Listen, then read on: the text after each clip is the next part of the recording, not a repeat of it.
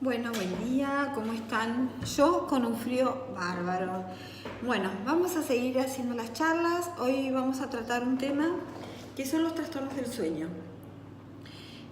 Los trastornos del sueño son las dificultades que hay para dormir, que puede ser en la primera etapa, que es la conciliación, durante el proceso intermedio, que es cuando el chico está durmiendo, y después luego al despertar.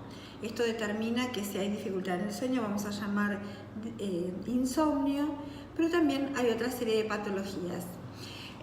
Ahora lo que vamos a pensar, lo que vamos a hablar, es qué diferencia de sueño hay entre un chico y un adulto. Obviamente no es lo mismo, esto va madurando, va cambiando a lo largo de la vida, y un bebito cuando recién nace lo más probable es que duerme un periodo muy largo, entre 16 y 26 horas, luego se va acortando ese periodo, ya alrededor de los 6 meses hay un periodo de sueño que va entre 15 y 14 horas, y además son periodos rápidos, donde generalmente hay, por ejemplo, en la primera infancia entre 5 y 6 periodos, y luego se van acortando, donde las fases son completas.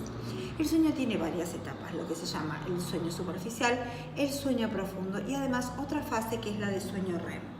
La fase de sueño superficial se llama 1 y 2, que es la etapa de conciliación del sueño. Luego viene la 3 y la 4, que es el sueño profundo, y una etapa donde, si ustedes observan una persona que está durmiendo, van a ver que hay movimientos de los ojos con los párpados cerrados hacia un lado y hacia el otro, que se llama fase REM.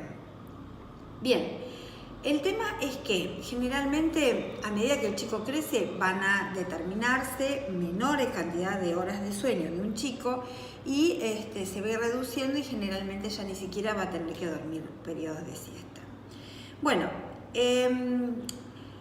lo importante es que en el chico, por ejemplo, las fases REM, que son las fases de sueño rápido, están aproximadamente en el 50% de los sueños. En cambio, en la etapa adulta esto va disminuyendo de una manera absolutamente exponencial.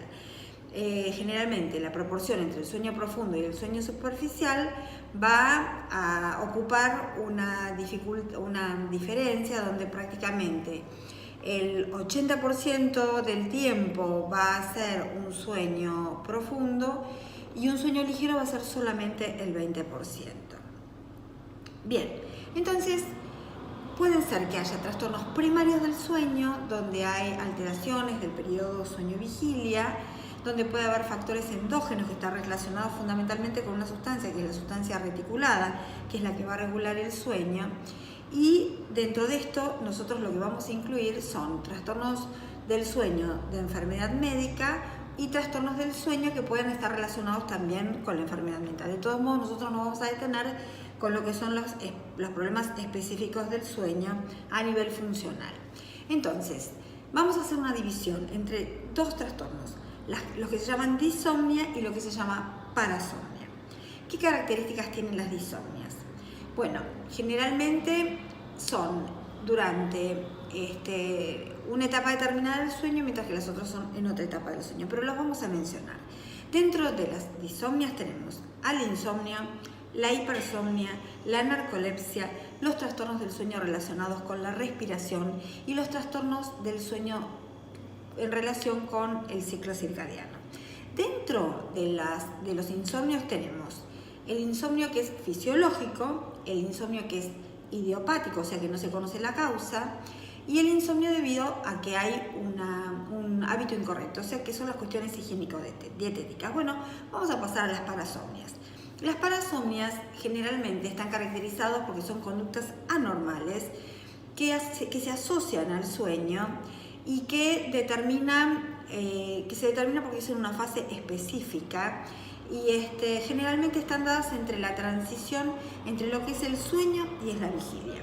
Entonces acá tenemos las pesadillas, los terrores nocturnos, el sonambulismo y otros trastornos como por ejemplo el bruxismo, que es rechinar los dientes en forma fuerte, la somniloquia, que es hablar durante la noche, y lo que se llama lactatio capitis nocturno, que son movimientos que uno hace en forma automática con las manos, con la cabeza. Bien, entonces, Vamos a empezar hablando de las disomnias. Entonces, las disomnias las vamos a definir como aquellos trastornos del sueño que tienen que ver con el inicio o con el mantenimiento del sueño y que puede alterar significativamente la cantidad, la calidad o el horario del sueño. ¿Cuáles son esas disomnias? Disomnias. El insomnio infantil,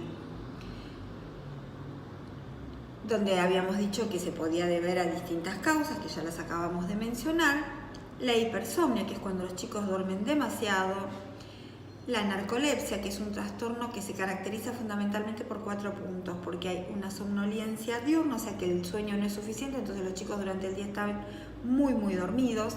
Cataplexia, que ahora la vamos a definir. Las alucinaciones hipnagógicas o hipnopómpicas, que son del inicio y del final del sueño, donde antes de dormir uno empieza como a ver cosas extrañas que no puede definir, que parecen alucinaciones, pero son fisiológicas porque son típicas del sueño, pero que se dan en este trastorno.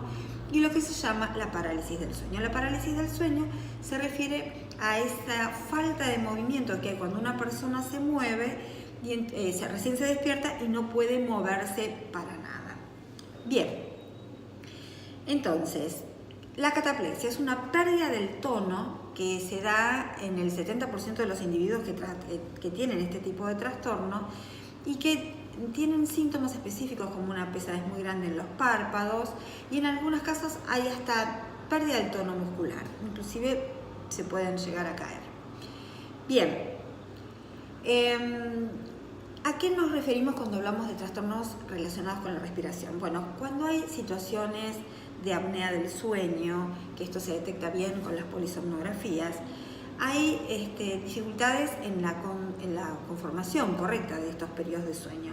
Entonces, la persona, los chicos en fundamental, que es lo que nos atañe acá, no llegan a tomar esos periodos en forma correcta, entonces hacen dificultades e interrupciones de sueño durante el día, pueden ser irritables, inclusive pueden tener sintomatología como trastorno por déficit de atención, irritabilidad o bajo rendimiento escolar, y en realidad no es de una patología propia psiquiátrica, sino que es un trastorno específico del sueño. En relación a los trastornos del ciclo circadiano, es porque son chicos que, por ejemplo, por una mala sincronización entre el horario del sueño deseado y el establecido, uno no duerme como tiene que dormir. El ejemplo más clásico es el jet lag. Ustedes se van a Japón o se van a Francia, que hay 5 horas de diferencia para adelante, o se van a Los Ángeles, que hay 5 horas de diferencia para atrás, y van a ver cómo esa adaptación del sueño trae algún tipo de trastorno. Bien, entonces hablamos de las disomnias y vamos a ponernos a hablar ahora de las parasomnias.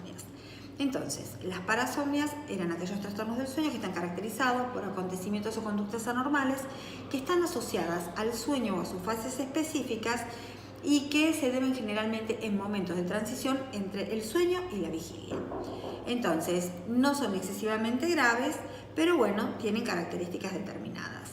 ¿Cuáles son? Las pesadillas, como dijimos antes, el terror nocturno, el sonambulismo, el bruxismo, la somniloquia y el jactatio capitilis nocturno. Bien,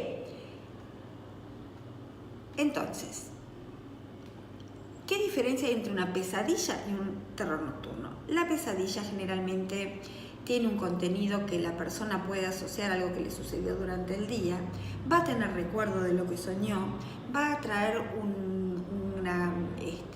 una gran angustia y son características de que se dan generalmente en la segunda etapa del sueño. Ustedes saben que uno lo que recuerda, a pesar de la cantidad de ciclos de sueño que uno tiene, es lo que está inmediatamente anterior al despertar. Las pesadillas se dan generalmente en la segunda etapa y dan una sensación de ansiedad y de angustia, inclusive hasta de alivio cuando uno se despierta. En cambio, el terror nocturno se da en la primera mitad de la etapa del sueño. La persona se despierta, parecería que está despierta, inclusive puede hablar, pero a diferencia de la pesadilla no va a recordar absolutamente nada de lo que sucedió durante ese periodo y generalmente se van a reír de los relatos. Las pesadillas se inician alrededor de los 3 y los 6 años, en cambio, los terrores nocturnos se dan entre los 4 y los 12 años. Bien, El sonambulismo. El sonambulismo se caracteriza porque durante una etapa determinada del sueño uno se despierta, inclusive levantan cosas, las recogen, por ahí amanecen durmiendo en una escalera o durmiendo en otro lado y no hay un recuerdo específico. Esto es un trastorno del sueño que se da entre los 4 y los 8 años y bueno, puede darse hasta los 10 o 14 años inclusive. El bruxismo generalmente está asociado en forma muy directa con los trastornos de ansiedad y es cuando uno apretuja los dientes, inclusive puede dar lesiones muy severas porque puede doler el maxilar, se pulen los dientes y hay tratamientos que pueden ser de tratamiento psiquiátrico con algún tipo de medicación o eventualmente puede tratarse con unos protectores que hay específicos para no poder hablar. Bueno, con respecto a la somniloquia es cuando hablan los chicos durante la noche. En el 50% de los chicos pueden tener este tipo de trastorno y es un trastorno que se da entre los 3 y los 10 años de edad. Generalmente aparece durante un periodo determinado, que es el periodo de sueño de ondas lentas. Bueno, y con respecto al jactatio capitis nocturno, que era el movimiento que hay de manos o de cabeza, generalmente puede estar asociado a situaciones de alguna ansiedad y son ofensivos, generalmente no dejan ningún tipo de secuela y a veces ni se enteran. Bueno, ¿cómo los tratamos? En general, cuando hay un trastorno de insomnio, uno puede tratarlo con estimulantes, por ejemplo, cuando hay narcolepsia o cuando hay sonambulismo. No, perdón, cuando hay hipersomnia. Se trata con metilfenidato o también con modafinilo. Pero también hubo otras drogas, en general acá en Argentina nosotros nos manejamos con estas dos. Con respecto a los periodos de insomnio, bueno, si hay una patología de base de tipo depresivo o de tipo de ansiedad, entonces generalmente uno lo puede llegar a tratar con algún antidepresivo de tipo sedativo, como por ejemplo la sertralina, o eventualmente se puede usar melatonina con las dosis un poco más grandes de la que vienen los comprimidos.